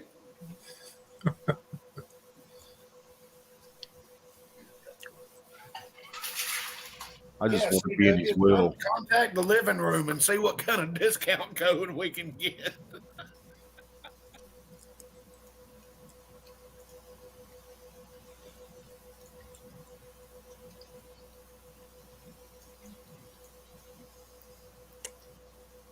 got to do some looking in on the gas checks either. I always just use the sizing die.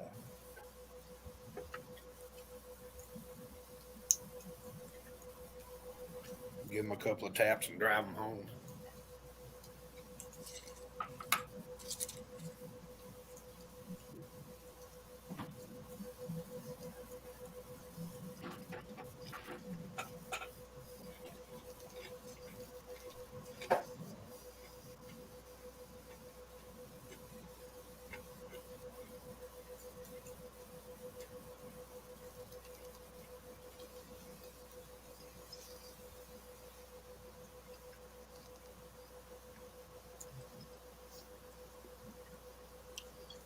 Well, let's y'all all wish James Pugh a happy birthday on Thanksgiving Day. So we won't see you again before then, but the next time we get together should be the day after your birthday and Thanksgiving. So happy birthday, James. How old will you be, man? If you don't mind us knowing. Happy birthday, James. Happy birthday, sir. Happy birthday, brother. He's a good brother. I bet you James will be cooking something up really good for his own birthday too. He's been doing a lot of cooking lately. I So is think the that wife. was Kyle's. I think that was Kyle's point, Walter, when we came on and started talking about the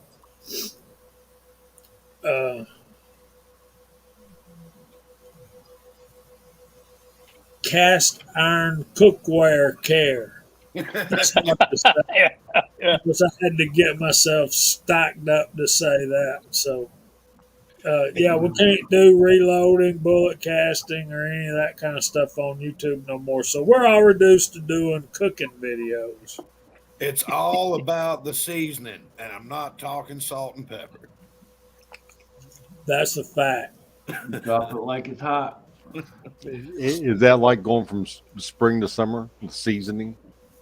Yes, we're transitioning. Yes, I let that happen naturally. I don't push the issue. Look at Walter. He's trying to keep busting out. Oh, Lord. You're rubbing that chin, man. You need some hair on it. Yeah. He does to fit in with this crowd. I tell you. But that's all right. We'll let you stay. Thank you.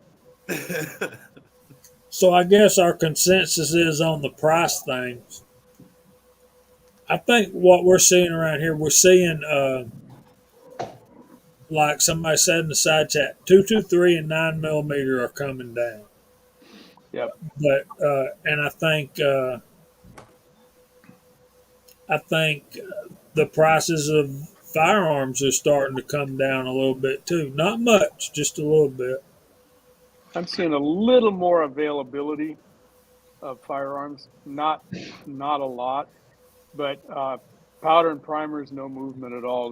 They're all hanging in at the same exorbitant prices. Yeah, I hadn't seen a whole lot of movement there on components either. I've stopped. I drive right by Cabela's on my way home from work every day. I stopped in a couple of times, and I'm like, yeah, no. They're starting to get powders again. I bought some tightwad Yep. at Cabela's last Thursday. So Was it- there's the pastor. Let me say hey to Georgia Boy 44. Welcome in, Pastor. Always good to see you here. Let me get up and see if I can find that and find out what the price is. And you guys tell me, do y'all like that? You guys that do shotgun, let me know if you like it in 12, 20, 16. What's it good for? That tightwad, man, he had to have got that on the cheap end.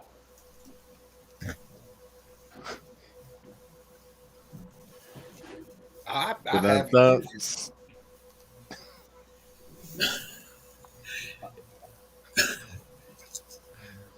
What was that guy? Come on, Walter, help me. The comedian. That did what? You got Jack any more? that was always so cheap. Uh, Ocean said he uses it in 12 gauge. Good to know. I know who to call. Jack Benny, yeah. I think this was $37, which is it might have been 29. I can't remember. But It's yeah, good. that's still high for that. That ought to be $19. You Yeah, know, it's not bad, but I'm just glad. And see, everybody on the panel was telling me I was crazy when I was buying all my powders in 4 or 8 pound jugs. Yep. And then here we are, and we're still shooting, and they're I, not. I can shoot for a long time as long as I got primers.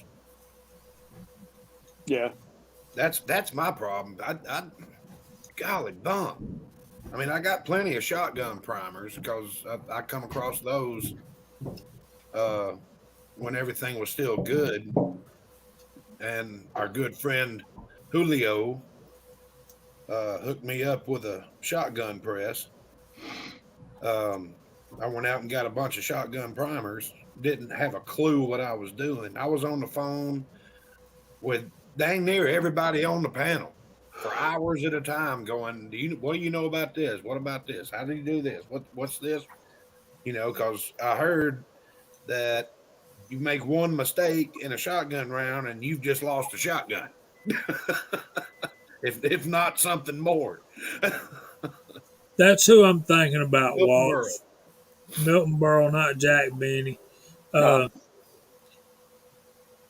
So Jack Benny's standing on a street corner in New York City. A guy walks up to him with a gun. And he says, "Your money or your life." And Jack Benny does his Walter imitation like this. Or And let me think about it. I'm thinking it over.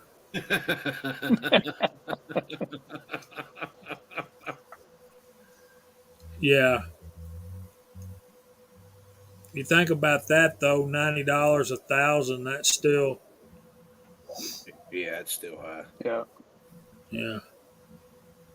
I tell you, he's had them quite frequently lately as Mid-South shooters. I Yeah. keep seeing them showing up there, and they don't seem to have the one brick per order limit on theirs. Uh-oh. But Here comes they're $90 too. the seeker of all deals, the man, the myth, the legend himself. Chico, where are the cheapest primers? Is Chico here? Yep. Yeah, he's here. We had a sighting. Uh-oh. 79's better than There he is. 99, I'll tell you that. Yep. Chico is out there sweet talking the cashiers. Chico. See, Big Al, that's one of my dream trips right there, man. I'm a big history buff.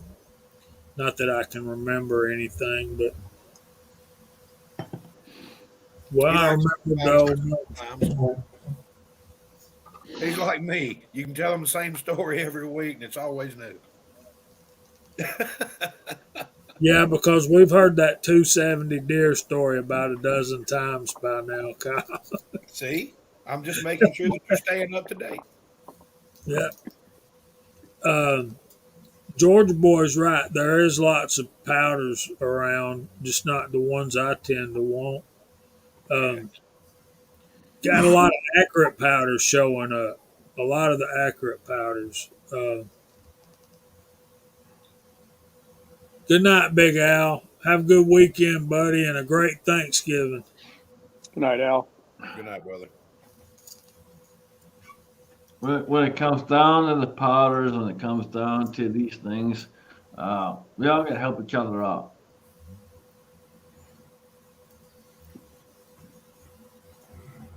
It's really what it falls to. If you have it and we need it and you want something else, let's trade. Let's do this. Let's do that. Blah blah blah, and let's make it happen. Well, it was like when I met up with Gene. He he put his money on the line and brought me 1,000 small pistol primers, and also gave me a bottle of unique. And so yeah, I was glad to pay him and glad to get it, and I appreciate that to this day, and I always will. But when you do something like that for somebody, uh, don't be surprised if an Amazon box shows up on your porch. You know what I'm saying? Speaking of birthdays, we all forgot to say happy birthday to Gene. Gene had a birthday Wednesday. Did he? Happy Yes, birthday, he did. man. That Gene right there? Yep, that Gene right there. Yeah, thank you guys. Thank you. Well, It was a happy good birthday, day. Gene. Had a good day. Good. So it's your what anniversary of being 39? Man, that requires a calculator, and I ain't going there. So I'll just I'll just say 39. No, I'm a happy 56. Happy birthday, brother. A mere babe in the woods. Man, you know what? I'm just fortunate to have made it this far. Man, I'm very grateful for that. Gene's like me, man. Uh, if I knew I was going to live this long, I took better care of myself, right? Exactly. Absolutely. Y'all are liars because none of us would have taken better care, whatever. So, yeah, y'all are liars. Well, a lot of friends that I used to run with are gone, and Lord, I never planned on living this long. I never thought I would make it this far. I plan on dying in bed at age 100, shot to death by a jealous husband. Nice. Goals. I might make it farther than I have one goal in life, folks. One goal in life. And most of y'all will freak out when I say this, but my one goal in life is simply this. To learn how to make sugar-free haggis. No, I don't want to be taken out by a fist. I don't want to be taken out by a gun. I don't want to be taken out by anybody unless they have a sword in their hand. Cold steel, man. Cold steel. You take me out, you take me out right.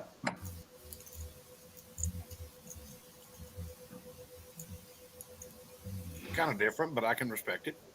And Well, you better make sure that when you slice that, you slice it right. Because if you don't, I'm taking you out.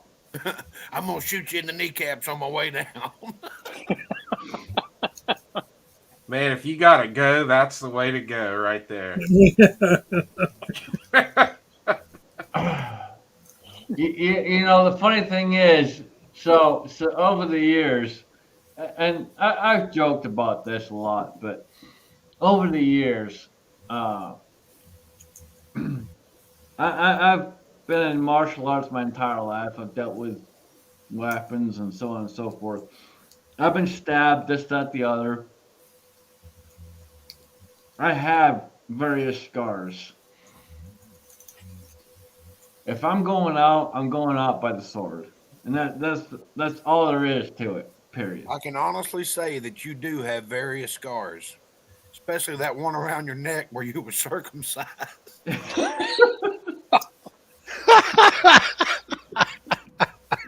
okay, with that, we're going to start going through the room. Goodness gracious.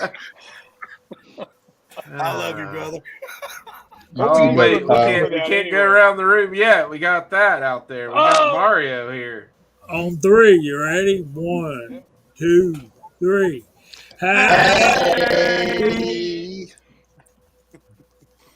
Hey, that was pretty good, guys. That wasn't Yeah, bad. We've done it in a while. Did that See, meet Mario? Mr. Mario's approval? Probably not. He's hard Probably to please. not. No one really cares. See, there's that scar showing up again. There you go. You know, when you're the sexiest man on YouTube, it don't Yeah, really matter what that's what right. it's. Go ahead, Gene. I'm sorry. Nah, I'm fine. The West Coast weirdo. I'm missing Mark tonight, man.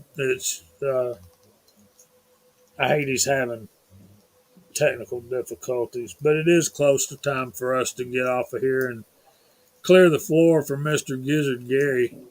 I told somebody at work today they want to know if I killed a good buck. I just took 4 days off to go deer hunting. I said, no, but I killed the fattest doe I've ever killed in my life. And I said, well, why didn't you get a good buck? Well, apparently the rut was either not going on, had already finished, hadn't been yet, whatever. The bucks were not chasing the does. And I told him, I said, look, man, and Scotsman, before I say this, excuse me for being political right here for just 1 second, but I said if I saw a buck, it was one of Biden's LGBT bucks because I couldn't tell it. Camouflage itself as a doe. It identified as a doe. Right. Yeah. Some big ears on that doe.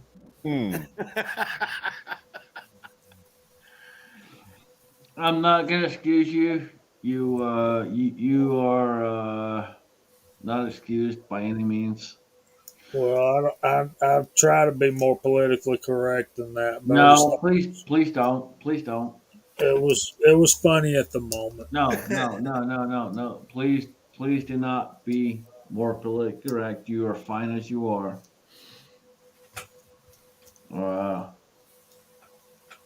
Yeah, it's go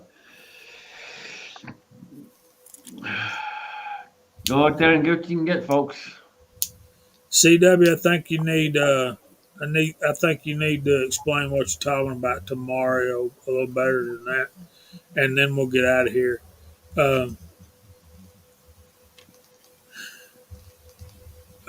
What he's talking about, Mario, is he holds his by the case head and turns them and holds a torch on them, and he judges by the heat on his fingers when he needs to throw them down into the water or You're not whatever. going to heat them too much because you won't burn your fingers.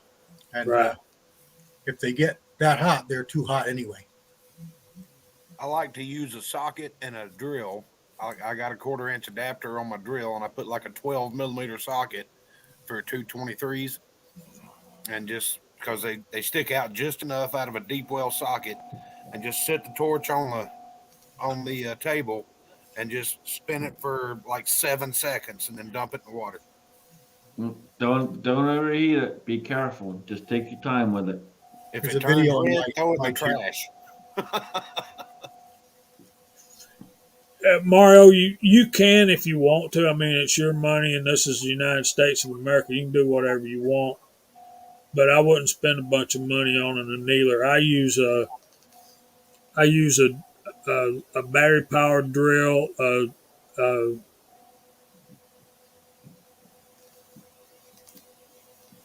an extension, and a socket wrench, and a torch, and I just sit there and take the drill and dump them.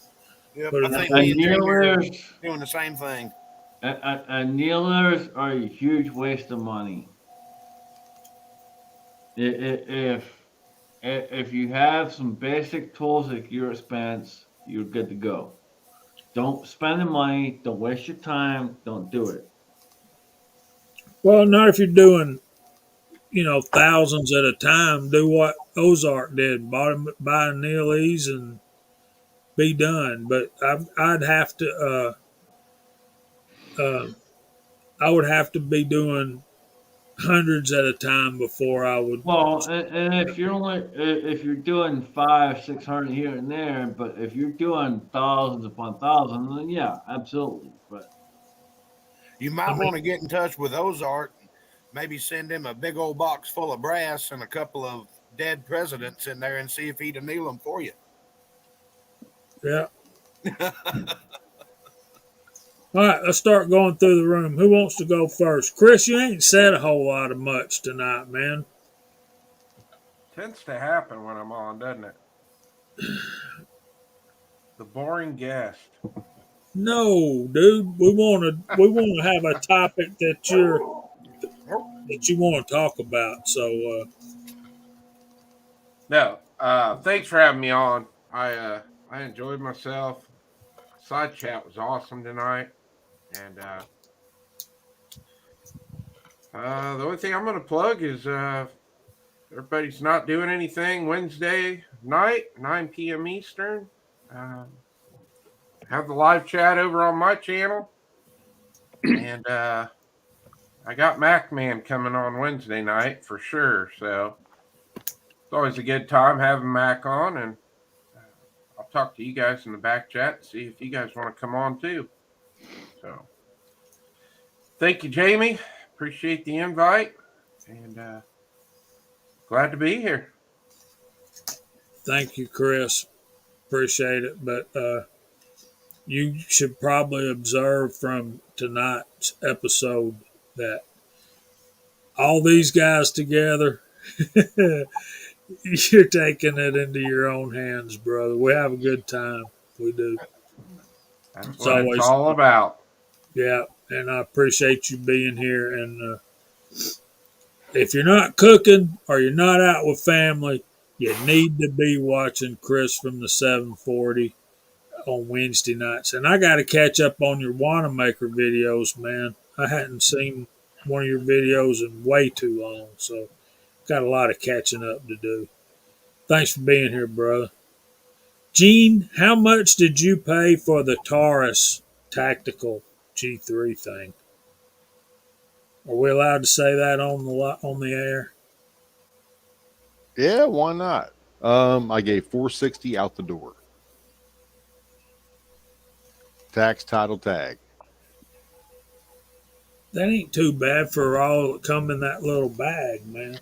No, not at all. I was very impressed with it. I'm really looking forward to getting out and shooting it. It's probably my last polymer gun I'm going to buy for a while. After this, I'm going to go for steel frames. Definitely need some more steel frames in my life. Hammer fired is life. Yes, I do enjoy hammer fired guns. And I just want more of them. Yes, more. I'm sorry, most folks will disagree with that, but and they go red dot is life and red dot this and red dot that, but hammer fire, baby, hammer fire is where it's at. Steel frame hammer fire, in my opinion, is hard to beat. Definitely number one. But let's see. If you can take a steel fire hammer fire gun and you can nail it 9 times out of 10 on target, you're good as gold. You can take any other gun, walk out there and do what you do, and you will fucking nail it every time.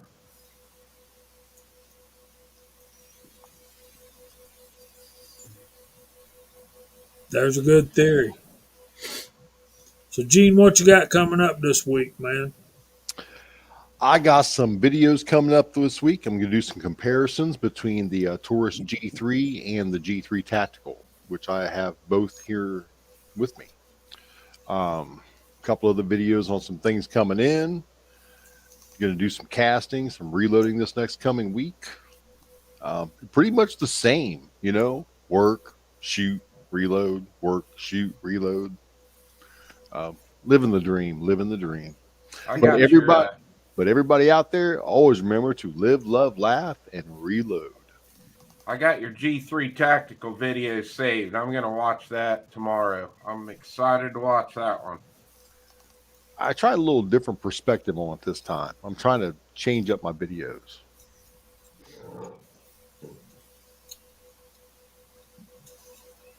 I liked it. You'll like it, Chris. Thanks for being here, Gene. We always enjoy you, brother. And we will get together and be working on a meetup at Dead Zero. Woohoo! I know, right? If we can get Vallejo out there. He Don't better I'll take tell a come. week I- off I- each way. If we do this, he's gonna have to come. I mean, I'm that's telling you. and if he doesn't, ooh, he gonna be in the poo Uh-oh. poo pen. Uh-oh. I'm going to have to contact the president and see if I can't get my loan deferred that I'm going to have to take out to get all the way up here. He's going to have No, to give me, I'm going to have some debt forgiveness from the president. Walter, all you need is a one-way ticket. Oh, wait a minute. That sounds like a hanging party to me. No, you're going No. Everyone shut up. He simply has to claim that he claims this gender identity and goes with this and goes with that, and then he'll get paid for it, and he'll be here before you know it. I'm telling you, Walter, you'll see so much green you won't want to go back. Yeah. Well, that'd be something unique from California, that's for sure. You're all welcome. It's paid by the taxpayers. Yeah. Delta's ready when you are. We'll meet you at the Atlanta airport and pick you up. Take you back when you're ready to go. It'll be fun, man. You can Could fly happen. these friendly skies. And don't worry about packing any firearms or ammo. I'm sure we can come up with something for you to shoot.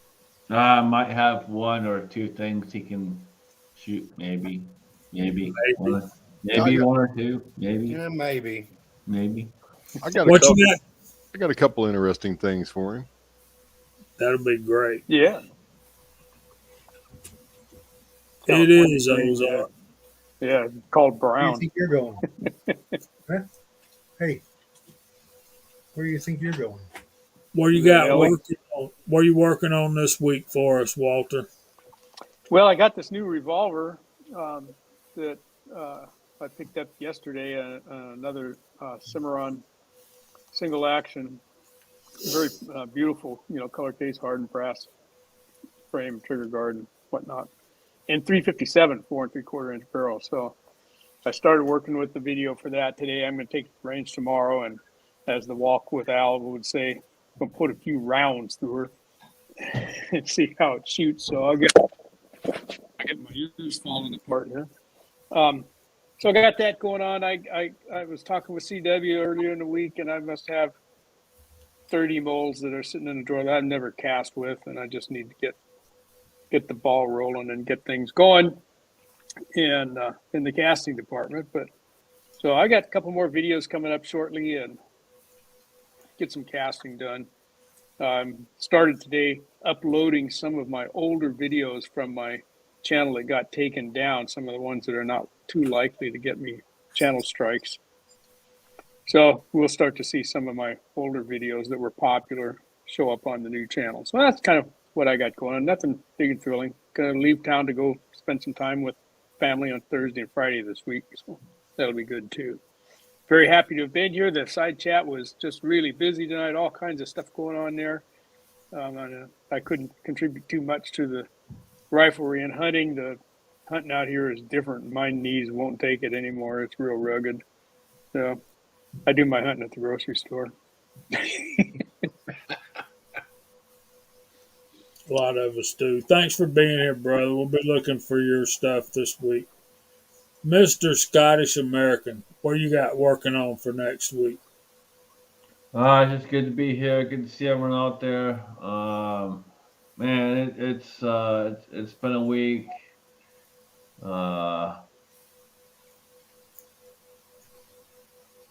I got a lot as far as it's going on as far as work goes, but I'm just glad to have been able to participate and be here and spend time with you folks.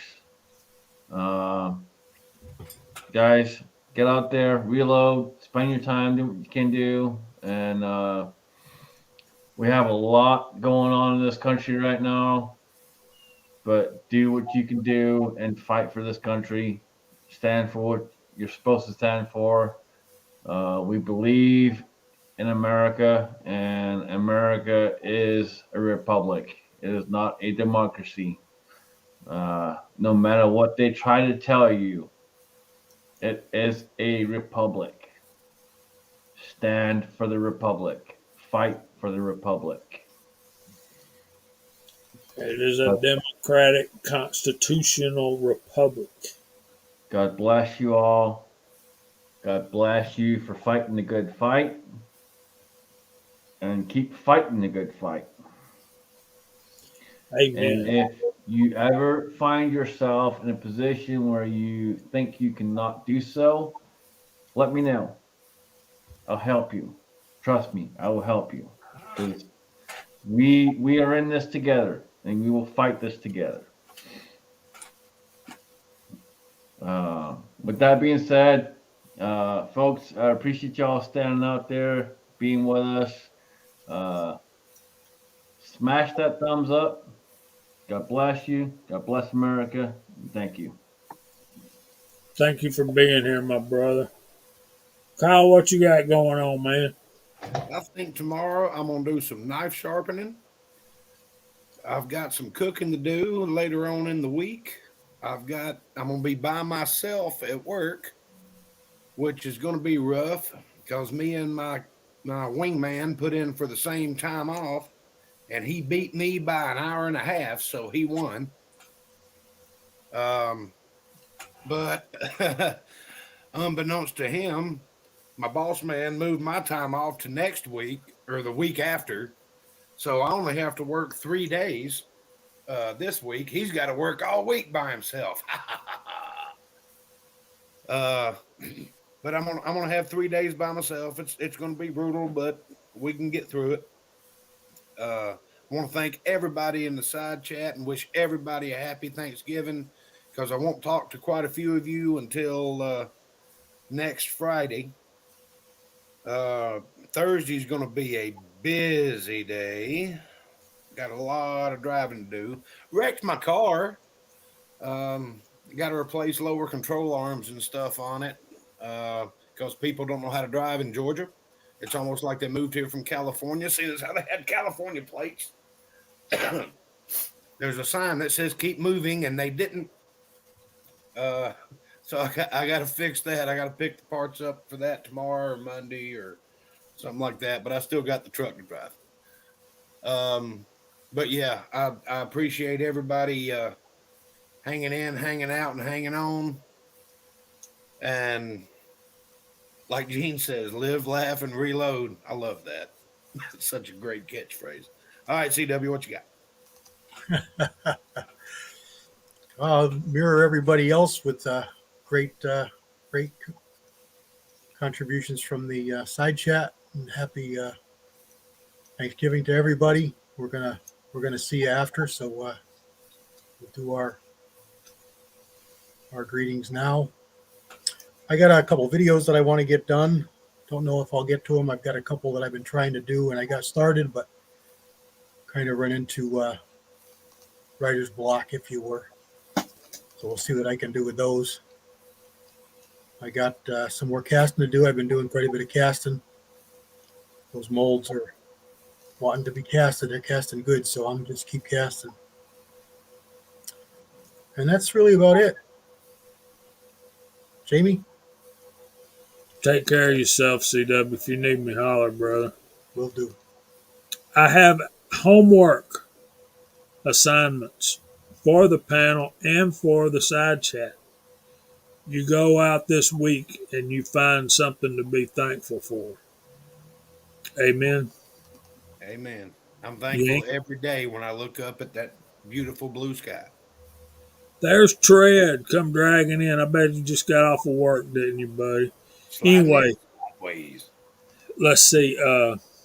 Tuesday night's the Reloading Podcast. Wednesday night is Chris from the 740.